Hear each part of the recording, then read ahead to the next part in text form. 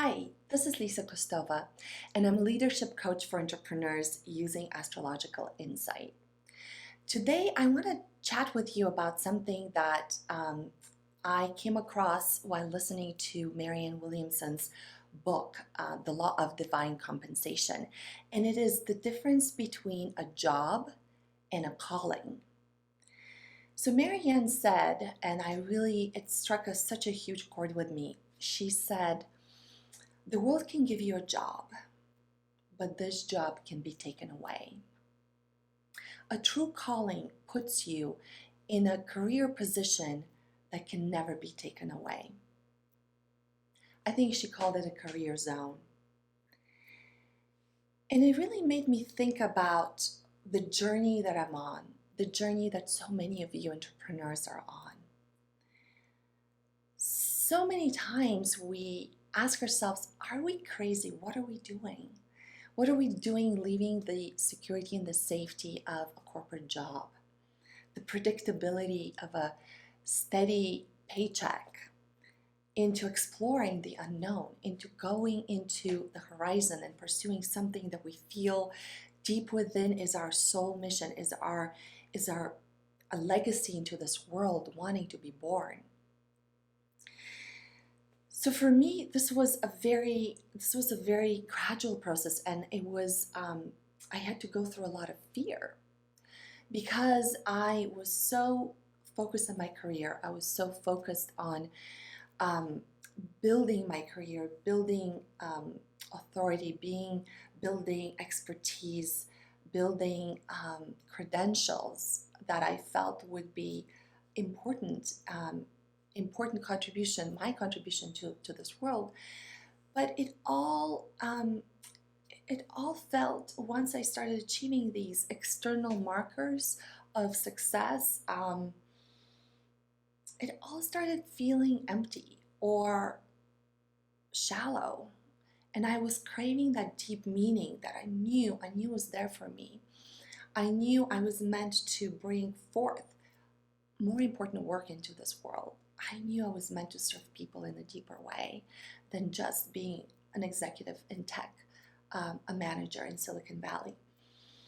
And so that come to Jesus moment for me came, it was a gradual series of revelations, but as those of you who have heard my story may know, I was an executive in various number of startups and tech companies in Silicon Valley. And, I'm Harvard MBA trained. I went to Wharton undergrad, have all the credentials for just being a very left-brained, rational, logical manager and executive. And so that's what I was doing. I was building that part of my career and being very attached to it. That was my job. And I had a series of jobs, and I was excited and truly believed in the mission of the companies that I was serving. But at the end of the day, it was still a job. I knew there was something in me that was deeper. And I went on this yellow brick road of astrology by starting to read books and understanding my chart so deeply, and through a series of studying it and studying the symbols, just so I can unpack what the heck am I here on this world to do? Because that was plaguing me. That question was plaguing me ever since I was little. And I've had my astrological guidance from my godmother, who has always been there for me. And she was so instrumental in making me believe and me developing a conviction for the path that I was on and the opportunity, the next step that was going to open up. That I really believe that understanding the astrological symbols would unlock massive clues for me, would help me understand not what just my job was, but what I was kind of capable and qualified to do, because I knew that. I knew all the jobs that I was qualified to do. I knew I could be a product manager, I knew I could be an investment analyst, a venture capital investor, private equity investor. I've done all that. I've become competent at building products, at managing teams, at working with designers, working with engineers, at launching with my eyes closed, like doing iterations of products and launching them and finding out what works, what doesn't, conversions, driving engagement of millions of people with online products. I knew all that. The competency field was fine. But what really led me on this journey of self-discovery through astrology was I knew I was meant for bigger things. I knew there was something here for me to do and bring forth that was much bigger than these jobs. I knew I had a mark to make on this world and to serve people and to really leave a legacy. And so I started. I went on, I apprenticed with Stephen Forrest, my master teacher. I spent hundreds of hours with him learning and reading tons of books and literally going into symbology, the symbology through all the way from the metaphysical and esoteric realm, all the way to the practical astrology that is like very, very kind of mundane. I studied all of that. I spent countless hours of applying those insights and learning through working with people's charts. I started not just working with my own, but now I could see, or I could help somebody align or get that same type of validation as to what their soul mission is in this life, of what they're here to accomplish.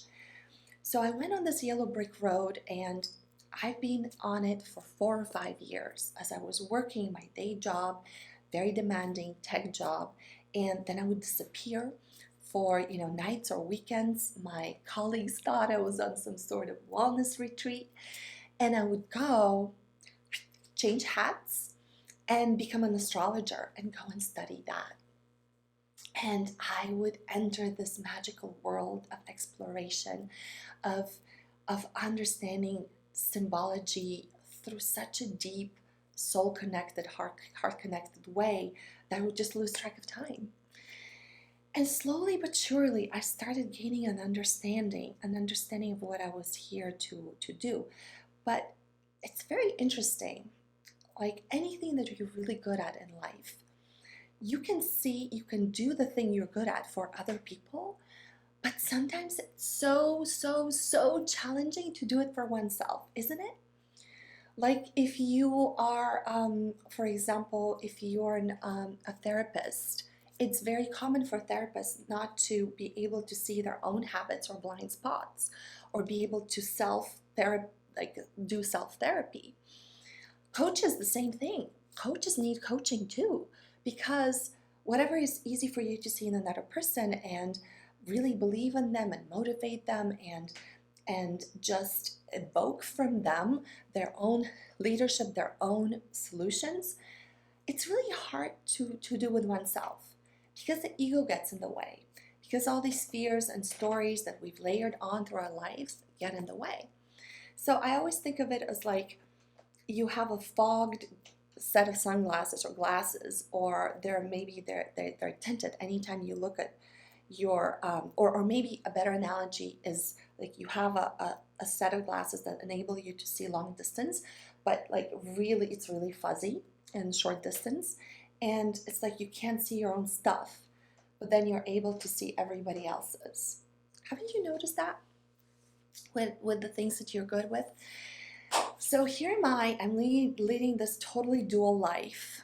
By day, tech executive, Harvard MBA trained; by night, weekends, totally mixing with the metaphysical, new agey, hippie-ish astrologers that are like so mystical and so woo in a really, really good way.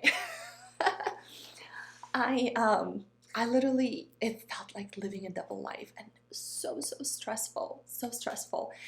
But anyway, so here am I exploring my chart, looking for the answer to this question: what am I here to do? What is my calling? What is my calling? I know all these jobs that I'm really good at. What is my calling? And it was one of the private sessions that I have with my teacher, Stephen Forrest, where he was interpreting my chart, looking at the developmental time cycles that were activating certain energy patterns. Where am I in my development right now? Helping me understand that, helping me think through that, helping me see what I wasn't able to see with my glasses, because I can't see my stuff. And so there's an area of our chart. Everybody has this area in our chart that's connected to life, mission, and career. Stephen calls it your cosmic job description. And I asked Stephen, Stephen, I don't get it. I don't get it. All of these planets and all of these energies that are in that part of my chart, I don't know what they mean. I don't know what I'm supposed to do with them. Help me. So he kind of laughed and looked at me and he said, Lisa, it's simple. The sun, the symbol of your identity, is right there at the gateway of that part of your chart. You're meant to do your own thing, to be a symbol for something, to stand for something. You're meant to do your own company, your own brand. You're meant to bring what is important to your values that you live by into this world as a legacy. And then I have another energy, another planet in there in that part of my chart that is connected with my drive. It is Mars, and it's connected. It's in a sign that's very it has a lot of high. Let's put it this way. My warrior energy is very prominent, and it's got really high requirements for expression. And when I wasn't really understanding that, I was literally doing what Stephen says happens when you're reacting to the patterns in your chart in an unconscious way. Like when you're not doing your planets do you. So I had experienced the sun in a way, my sun in that part of my chart, as a way of going through jobs where I was perceived as being, very, I was promoted. I was in leadership positions always, but a lot of times I got in trouble by kind of being perceived as driving my own agenda or my own, my own person, or putting my own person before the mission or before the company's agenda. And I couldn't understand why that was happening. And I thought it was a negative. I was trying to squish it and cover it up instead of allowing it to develop and express in its fullness. And then the other energy that is in that part of my chart that was really interesting for me to unpack and uncover was Mars, and was that desire to act, to drive, to protect, to very action oriented, and also quality. I was born with a Mars with a certain. I'm fascinated with this phenomenon. Some of us are born with some of our planets out of bounds. It's not. I don't want to technobabble you, honestly, but think of it as a way that this planet's got it's like a wild card. It's got a completely free spirit, independent spirit. It's got its own agenda. And so here I was trying to fit myself in these parameters of a job. And I had this huge action orientation, this huge drive that wanted to be independent. And, lots of things got done in my jobs. I was known as, if you want something done, have Lisa drive it, have Lisa manage it, have Lisa develop this product, have Lisa release it. She can make things happen. But I also got in hot water by, having conflict that was due to my intense orientation towards action. I got into conflict. I wasted a lot of time and energy and just being in that zone of possible anger, of impatience, of conflict with people.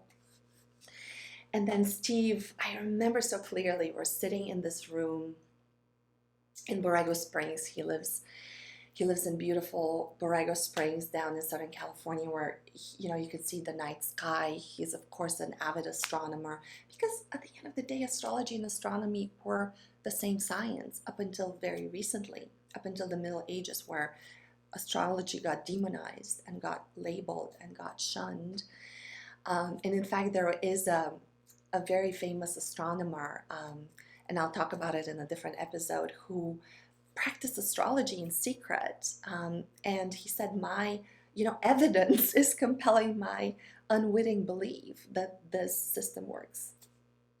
So here am I sitting with Stephen Forrest, and he is finally, what I'm thinking is like, wow, I can finally hear him. I can finally understand these deeper layers of myself. After having worked with him one-on-one and in group settings for hundreds of hours, I'm finally starting to get it. You guys, this is exciting. I'm finally starting to get it. So he's like, oh, well, here's how your sun or your identity wants to be expressed. Here's the qualities that you need to develop in yourself in order to birth this mission in the world. And then he points towards my Mars, towards my energy, and I'm like, oh my God, he's totally gonna crack it now, because I've just been struggling with impatience, with this like action orientation that needs to go someplace, been shooting myself in the foot. And he goes, and you need to develop the qualities of courage, the qualities of breaking a glass ceiling, of doing something that is so scary to you. You literally are shaking your boots. That means it's on your path.